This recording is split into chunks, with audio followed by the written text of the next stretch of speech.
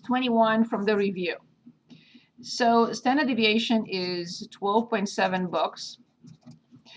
And we have some questions here. How many subjects, in other words, how many subjects are needed to estimate the mean number of books? So we're looking at estimating the mean. Actually, this is the sample, so we're looking to estimate the population mean, obviously. Mean number of books read the previous year within 6 books with 90% confidence. So with 90% confidence, and what does 6 books represent?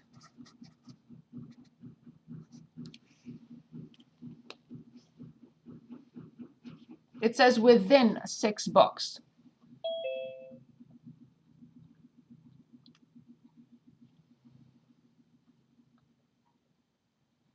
What do you think this represents?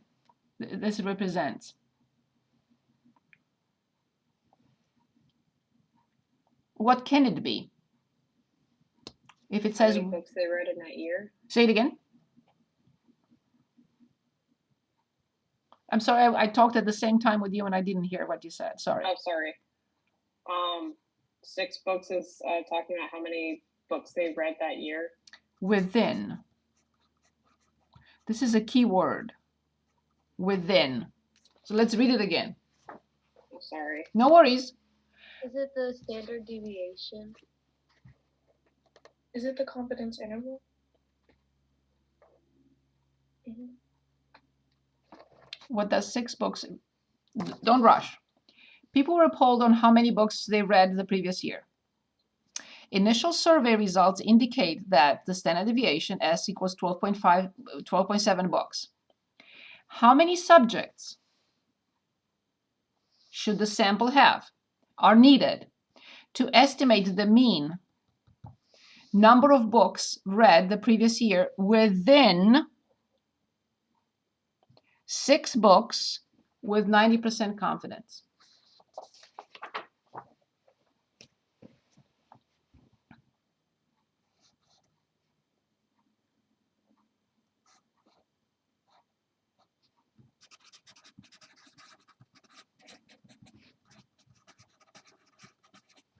Margin of error. Remember, the confidence interval is this, right? It's X bar plus or minus the margin of error. Any confidence interval is, so P hat plus or minus the margin of error. This is the margin of error. Within, that's the key word, within 6 books. And that is the margin of error. In other words, to estimate this with the confidence interval, the mean of the sample, but I don't have the sample because I don't even know how many people should I survey. I'm trying to find this with the given restrictions. This is given to us from a previous study. The confidence interval is given to us. Why is this important? The confidence interval is not given to us per se, but why is it 90% important? Because of Z alpha over 2. If I don't have the 90% or 99 or 95 or whatever, 88, I don't know which Z alpha over 2 to use. Okay, so in order to determine the confidence interval, which is a 90% confidence interval, because that's the idea, I need to determine the sample size, and I am given the restriction within 6 books margin of error. And this is it. So if I get here 5, I will say plus or minus 6. If I get here 1500, I will say plus or minus 6. If I get here whatever, plus or minus 6 will be the confidence interval. And now how do I determine the margin of error?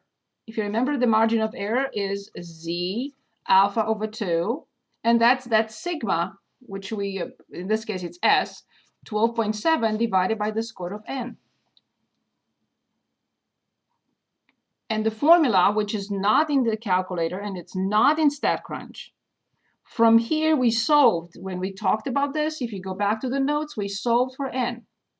And we squared both sides, blah, blah, blah. and we got at the end this.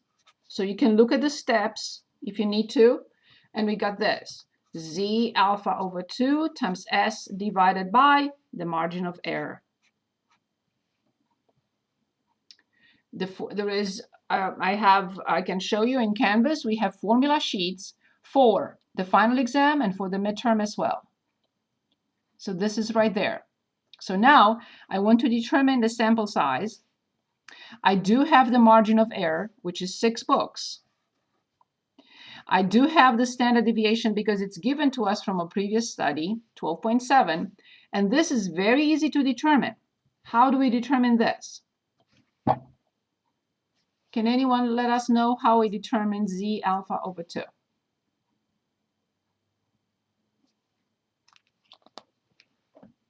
You subtract the percentage from 1, so 1 minus 0.9, and then I think you divide it by 2. Exactly. So yes, that's the area. So you're right. So this is 90%. So this is 10%, but 5 and 5. So then this is 5%, but we have to write it as 0.05.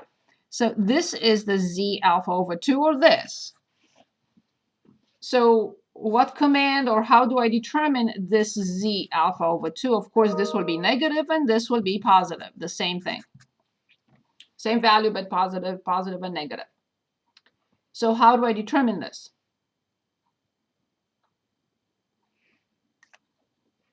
So I know how to do it on the calculator. You did the inf norm. Very good. That's all I needed. The inv norm. The area to the left, 0.05. What is the mean for Z?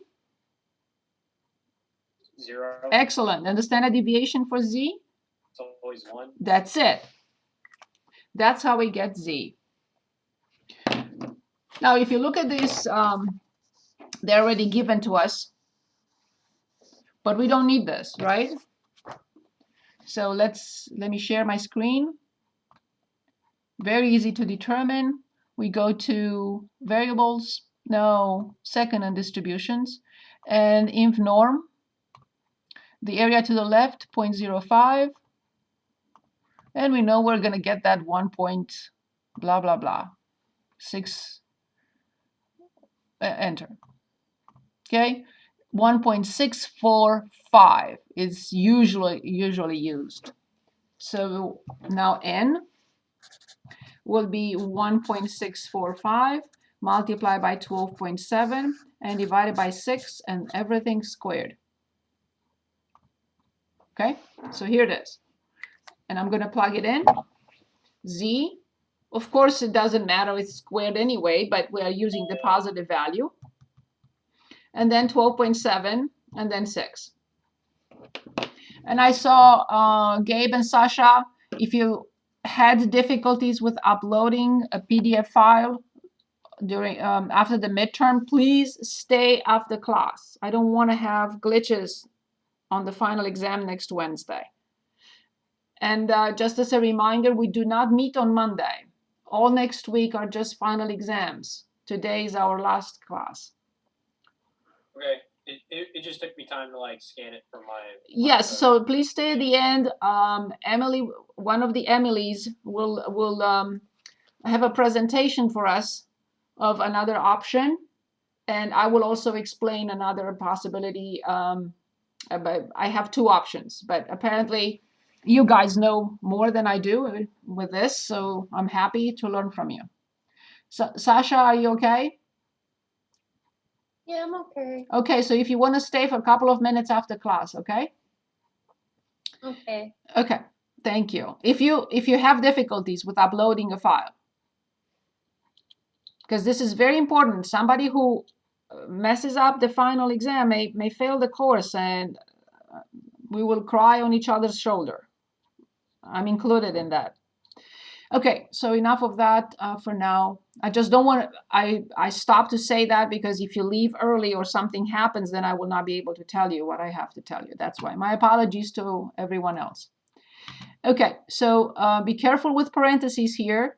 1.645 multiplied by 12.7 and divide by 6. Because this is a product, You do not really need to put parentheses around it, but we have to put parentheses all around it because I want to square it in one step. I don't want to do 10 steps.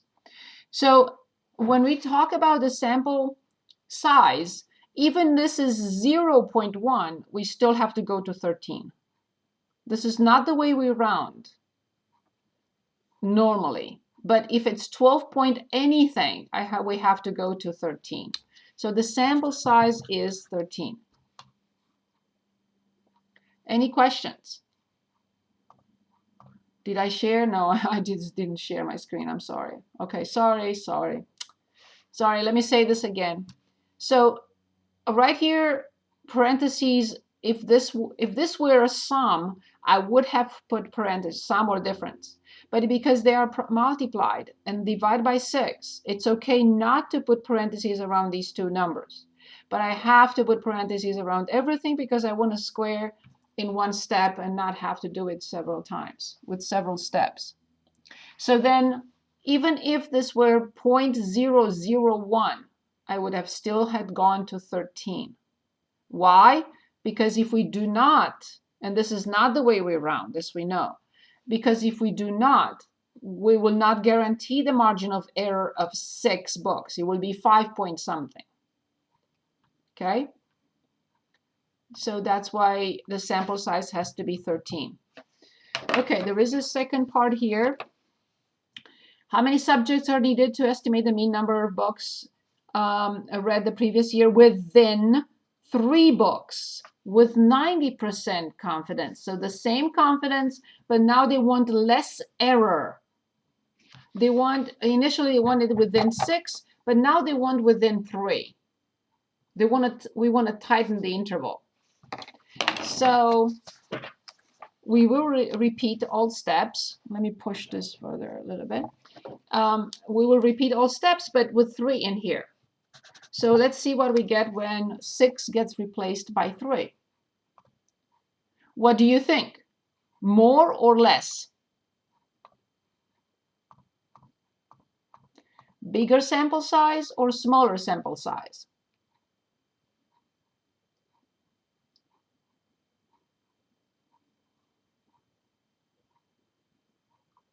Would it be smaller? So let's think for a moment. Just imagine we have a pie. I don't know, or a pizza. When we divide it into 6 people, or we divide it into 3 people, which group per person will have more? When we divide the whole thing by 6 or the whole thing by 3? Okay, so it's bigger. Right, because I divide by less people, right? So this must be bigger. Now my mouse doesn't work. Why isn't my mouse working? Okay, now it is. Okay, so I have to consider 49. No matter what this is, how small it is, we don't care. Unless I just get 48. If I get exactly 48, I will use 48. But I got 48.49, so it has to be 49 individuals. So see what happens? When I diminish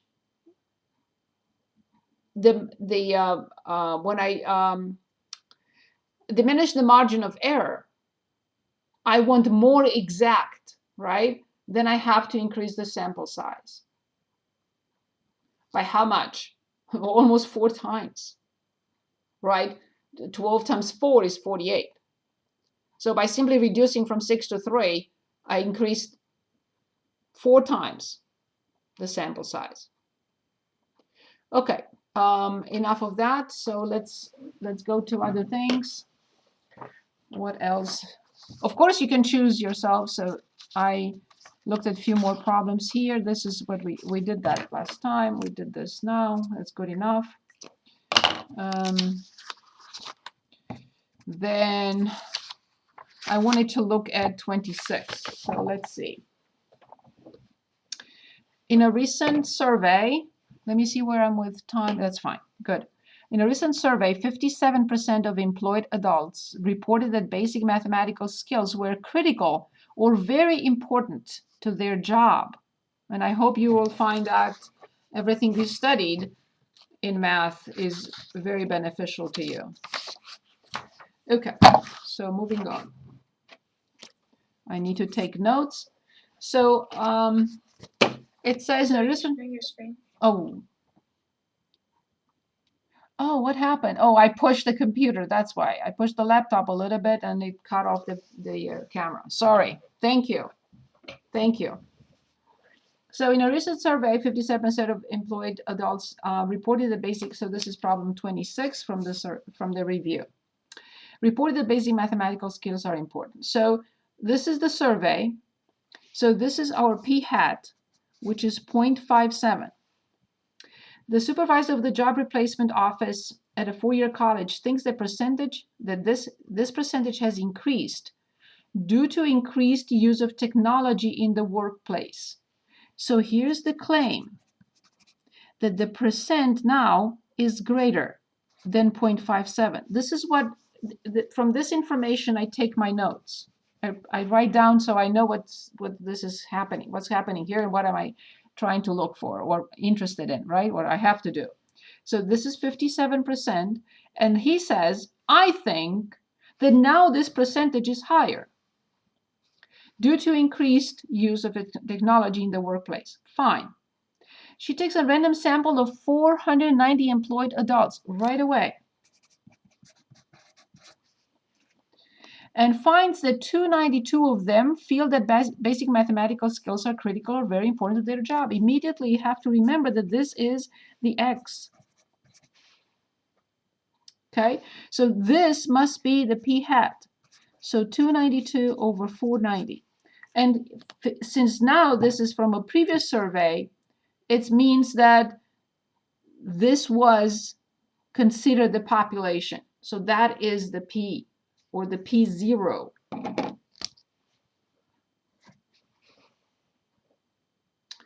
Okay, good. Where am I? Here.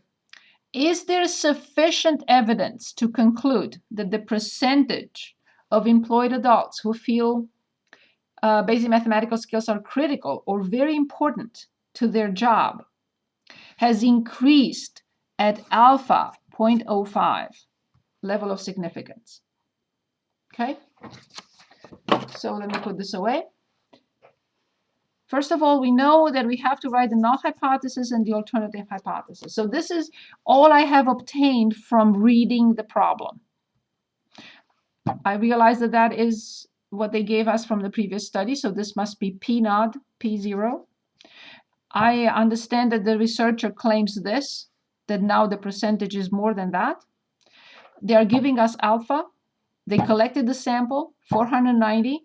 292 of them said, or according to a survey, they said that the mathematical skills are crucial in their positions or employment.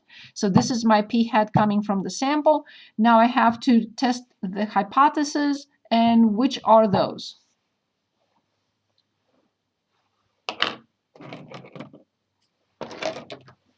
Anyone?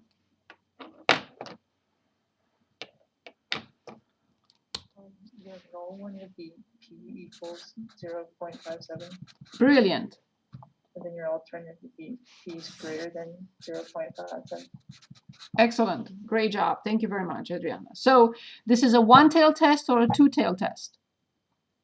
One-tail test. Good. Upper or lower? Upper. That's it. I drew my graph. I know that this is my alpha. This is my 0.05.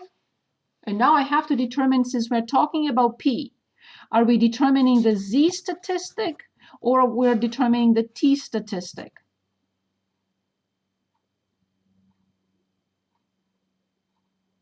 Z. Excellent. Z is with P. This P is with mean, right? This is for the mean. That's it. Excellent. Good. So then I'm sharing my screen. I go to stats, tests, oops, and this is a Z test, but it's for proportion. One proportion Z test. And P0 right here, 0.57. and X 292 and N 490. And look, it's by luck, you know, I got that. You know me, I always like to draw because I want to see the shaded p-value. You don't have to, you can just go with calculate, it will give you the same thing.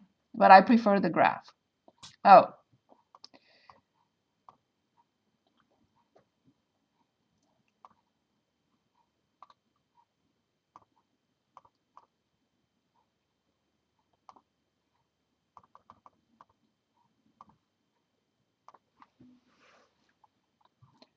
Huge p-value. P equals 0.1233. And the test statistic, Z statistic, is 1.1589. Good. So here's the p-value. Don't write it like this. I just copied it and I rushed. So please write it as a p-value. Do not write it as p. P is one thing, p-value is a different thing. Okay, so p-value and alpha 0.05. From here, what do we conclude?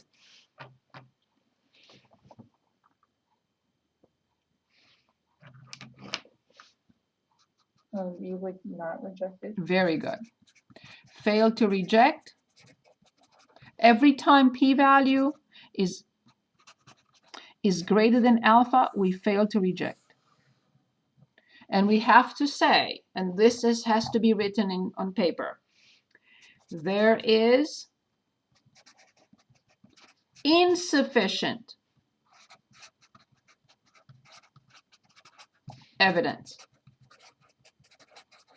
because we fail to reject. There is insufficient evidence to conclude that the claim has any merit, that that P is greater than 0.57 based on this sample. If 10 minutes later I conduct another sample and I get the different results, then I have to change my mind.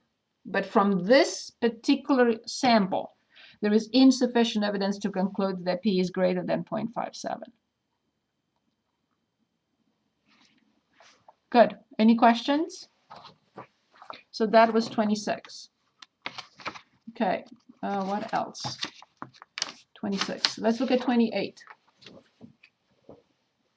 Any questions?